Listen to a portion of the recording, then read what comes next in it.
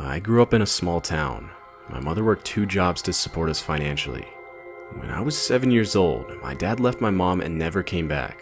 And my brother, unfortunately, has autism. Unlike others, he is actually a bit better in his condition, though he rarely talks or expresses like a normal person, but he can do his basic chores. Most of the day, he sits near the window and watches the world outside.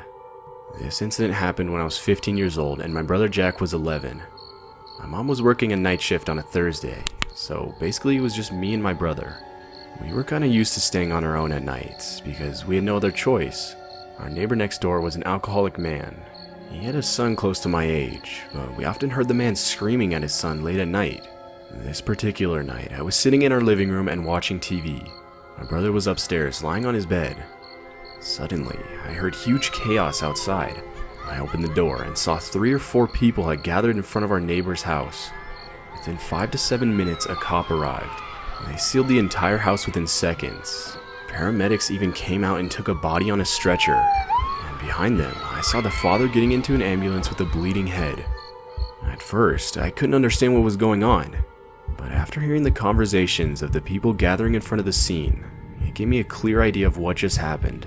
The father reported to 911 saying a homeless man broke into their house and tried to rob them. He hit the father with a baseball bat and badly injured him. As the father was already drunk, he fell to the floor in terrible pain. The father saw the son rushing towards the man to stop him. That was just when the man hit his son on the back of the head and he fell to the floor. The man then stole his wallet and a few electronics and escaped the premises. The cops registered the father's complaint. But after suffering a huge blood clotting inside the brain, his son died in the hospital that night. Our entire town was shook in fear. No one expected such a terrible tragedy. The father arranged a small funeral for his son, and we attended. Everyone paid their condolences to him. The local sheriff assured him that they would find the guy who destroyed his family. My mom got utterly terrified and asked our grandma to watch us during our night shifts. Our neighbor, Mr. Feynman, had changed after his son's death. I often saw him sitting on the porch with a terrified face. I could tell that he was suffering the trauma of that night every single second. I mean, no doubt it would have been horrifying to watch your son dying on the floor at the hands of an intruder and not being able to do anything. Mr. Feynman stopped drinking after that incident.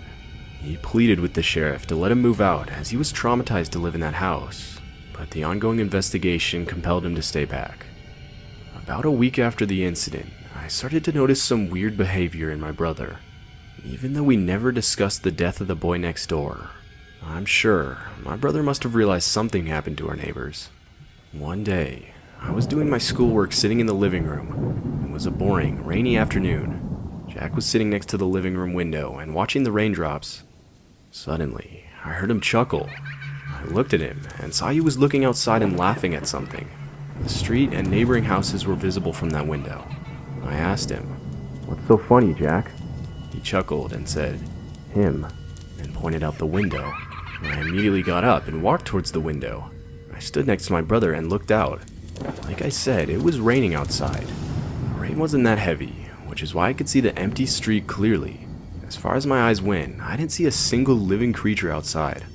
I thought to myself, Jack was probably imagining something, and I laughed at it. That night, when we all sat for dinner, Jack surprised all of us. My mom served him some food and placed the plate in front of him to eat.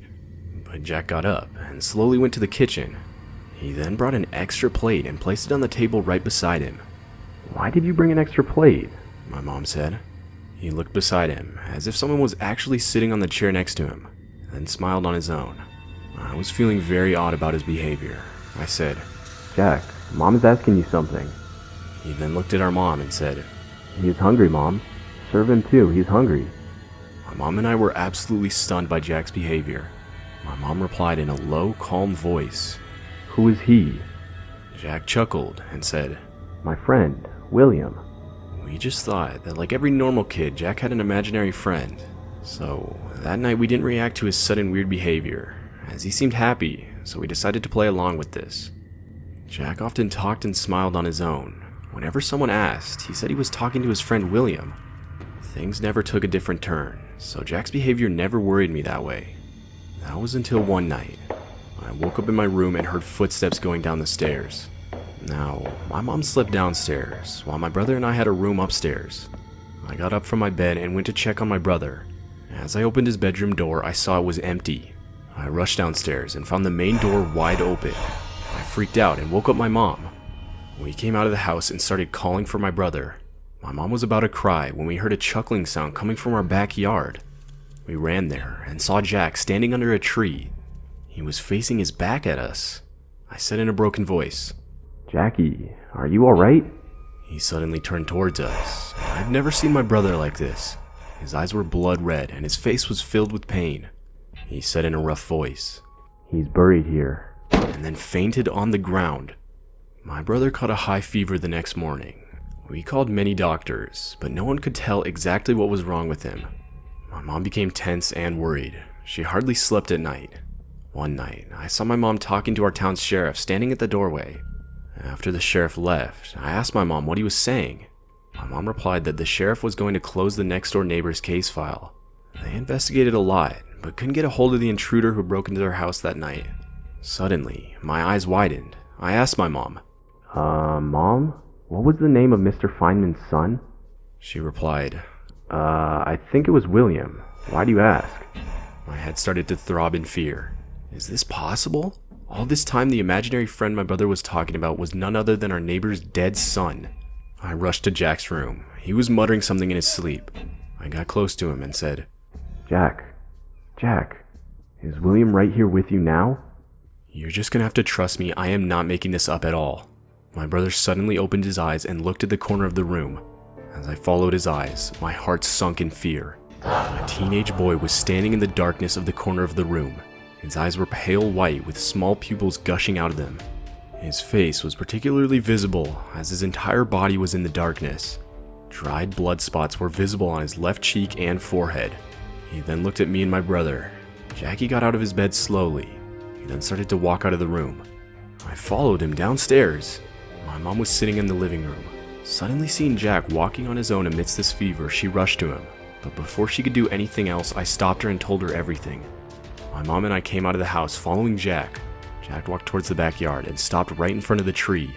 This tree was standing in the middle of our backyard and the backyard of our neighbor, Mr. Feynman. Jack then pointed towards the ground beneath the tree and said, "Dig here," and then fainted to the ground. Without wasting a single second, I told my mom to call our sheriff, and she did right away. He came with 3 other police officers. People in our neighborhood gathered in our backyard out of curiosity. In front of everyone, the cops dug under the tree, and what they found still disturbs me to this day. They found a bloody baseball bat wrapped in a bloody cloth buried under the tree. The mystery unfolded, shocking our town once again. Mr. Feynman murdered his own son out of a fit of drunkenness. But to save himself from the law, he decided to make up the entire story of the robbery. He injured himself, willing to make the situation more believable, and even secretly buried the murder weapon. Without the murder weapon, no cops would have ever caught this man. That must have been why he wanted to move out so bad. The cops arrested him that day and took him into custody. Surprisingly, my brother Jack got completely better the very next day. We still live in that house, and I believe William has finally been able to rest in peace.